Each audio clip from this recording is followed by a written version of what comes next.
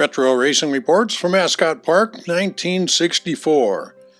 We have several programs from the California Racing Association, big cars, sprint car racing, and not all the programs have articles in them. They're relatively short, so we're going to combine from April and May of 1964. All of the handwritten annotations are from Tim Kennedy. John, Jack Kelly Brennan, story by Art Loya. He never made it. How often have those same little words meant so much to grief-stricken relatives and friends from some loved one that failed to survive a freeway accident or perhaps an air tragedy? Well, on Sunday afternoon, March 15th, at or about 4:20 p.m., it was those same words that stunned the local racing fraternity when word was reached at Western Speedway that Jack Kelly had succumbed to injuries resulting from a first-lap crash in the featured event. Jack, who was born John Brennan 37 years ago, but who adopted his professional name as Jack Kelly, was no newcomer to racing when he moved to California in 1952. Originally from the state of New York, he had gained his initial racing experience while competing in convertible-type stock cars. Racing with the California Jalopy Association, Jack enjoyed many victories, and in 1957 he set an unprecedented record at Orange Show Stadium in San Bernardino by posting 13 consecutive fast times, winning 13 straight trophy dashes, and that's right, win 13 straight main events. If Jack was ever superstitious, he soon forgot what that name meant as he continued to turn back his rivals, including Parnelli Jones. And this he did driving a green-colored car with the number 13 on it and a big white shamrock.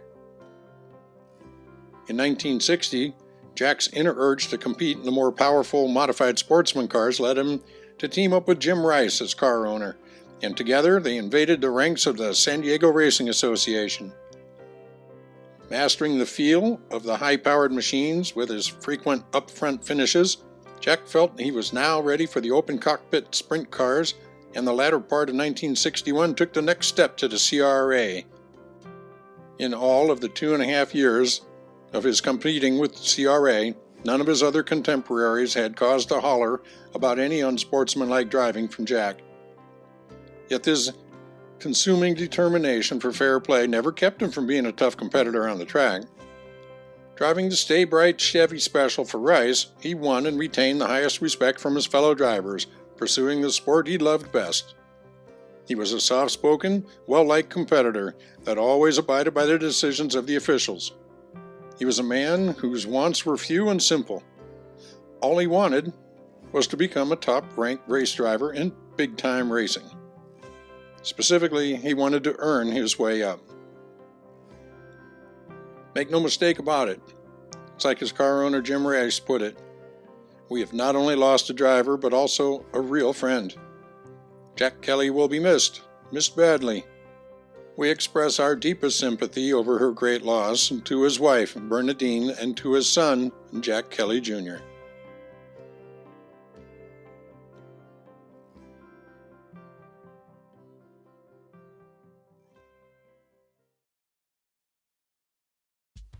Miss World Trade, Susie Taylor, 19, of Arcadia, was trophy girl at a recent sprint car show. Susie is the former Miss Junior Rose Bowl and will reign over the Los Angeles Chamber of Commerce 38th Annual Observance of World Trade Week, May 17th through the 23rd. Susie is an art student at Pasadena City College, and this was her first experience at a racetrack. But not my last, she said. Her qualifications? Are you kidding? Blonde beauty is 5 feet 3 inches tall, and her other essentials are 34, 22, 34. Meet your driver, Ned Spath. Story by Art Loya. Voted as the most improved driver in 1963, there is no question that Ned Spath will be a top threat for the 1964 CRA Big Car title. Spath hails from Ojai, and he displayed visible proof of his ability to duel wheel-to-wheel with the best by gunning to his first major triumph 2 weeks ago here at Ascot. The impressive and much improved Spath at his biggest night of his career as he chalked up a resounding win over Johnny Gavin and Gary Congdon, but not before fighting off the challenges of the old master himself, Alan Heath. From 7th starting position, Heath came flying to draw within a wheel of Spath by the 14th lap. From that point on, Heath started one of his numerous attempts to take over the lead. The duel was torrid, with Heath challenging for the front spot lap after lap and finally drawing almost a breath with Spath's mount, the Marshall Hanson Chevy No. 9. But Spath, sitting behind the wheel with a handful of horsepower, simply let his throttle foot down a notch and stubbornly held on to his lead. His win has now moved him from 8th in points to 6th, and he'll be seeking his second win of the season tonight. That's your driver, Ned Spath. Track maintenance is a never-ending job. Even the most enthusiastic racing fan is probably unaware of the vast amount of constant effort expended to keep the track surface such as Ascot's in top-notch condition. Components of our beautifully prepared dirt racetrack include good red clay, decomposed granite, and calcium chloride, carefully combined in proper percentages by time-tested mathematical formula under the capable supervision of the track superintendent and the watchful eye of Harry Schooler, the president of Ascot Park.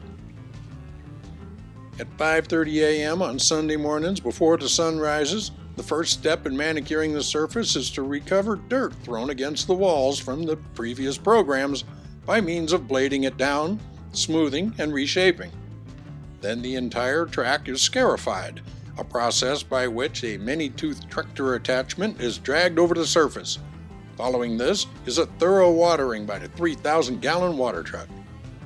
Incidentally, many thousands of dollars worth of mechanical equipment is in daily use here at Ascot, including 3 tractors, a roller, water truck, A-frame drag, scarifier, and various specialized attachments. On Tuesdays, Thursdays, and Wednesdays, the racing surface is dug, bladed, and watered. Then on Thursdays, 2 tractors dig into the track and it's dragged with a float board, which smooths off all the rough, uneven places and grinds any large pebbles to a fine surface. Finally, it is rolled and watered again. Today, Ascot's surface was bladed, dug, rolled, and watered once more, ready for high-speed competition and new record attempts. Once a month, the entire half-mile dirt oval undergoes a major reshaping and resurfacing process. New materials are brought in by the truckload, and red clay, decomposed granite, calcium chloride are added. Granite breaks up the clay, making it porous and giving better traction, while the calcium chloride helps the track hold water, eliminating dust problems. It is estimated that the track could be asphalted for the cost of a single year's clay surface maintenance. However, dirt track action is preferred by many fans, and paving would greatly limit the presentation of thrilling, top-notch speed shows. It's no exaggeration to state that Ascot's half mile is by far the best conditioned and lighted dirt track in America today.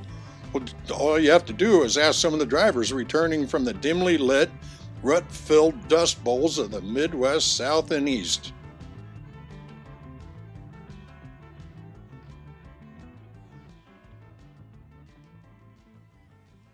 Thank you for watching.